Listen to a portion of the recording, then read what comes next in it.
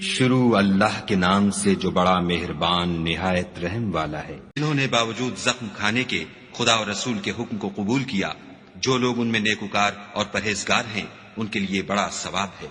جب ان سے لوگوں نے آ کر بیان کیا کہ کفار نے تمہارے مقابلے کے لیے لشکر کثیر جمع کیا ہے تو ان سے ڈرو، تو ان کا ایمان اور زیادہ ہو گیا اور کہنے لگے ہم کو خدا کافی ہے اور وہ بہت اچھا کارساز ہے۔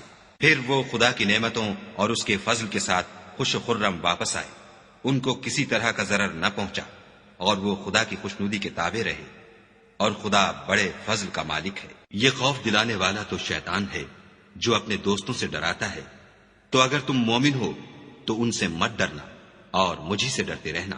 اور جو لوگ کفر میں جلدی کرتے ہیں ان کی وجہ سے غمگین نہ ہونا، یہ خدا کا کچھ نقصان نہیں کر سکتے۔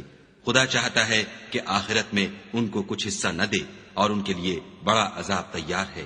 جن لوگوں نے ایمان کے بدلے کفر خریدا وہ خدا کا کچھ نہیں بگاڑ سکتے، اور ان کو دکھ دینے والا عذاب ہوگا۔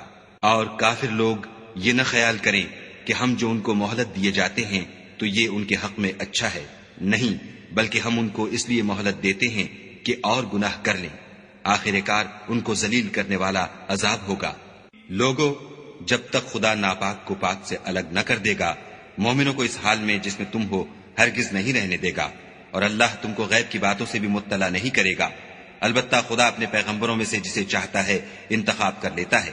تو تم خدا پر اور اس کے رسولوں پر ایمان لاؤ، اور اگر ایمان لاؤ گے اور پرہیزگاری کرو گے تو تم کو اجر عظیم ملے گا۔ جو لوگ مال میں جو خدا نے اپنے فضل سے ان کو عطا فرمایا ہے بخل کرتے ہیں، وہ اس بخل کو اپنے حق میں اچھا نہ سمجھیں، وہ اچھا نہیں بلکہ ان کے لیے برا ہے۔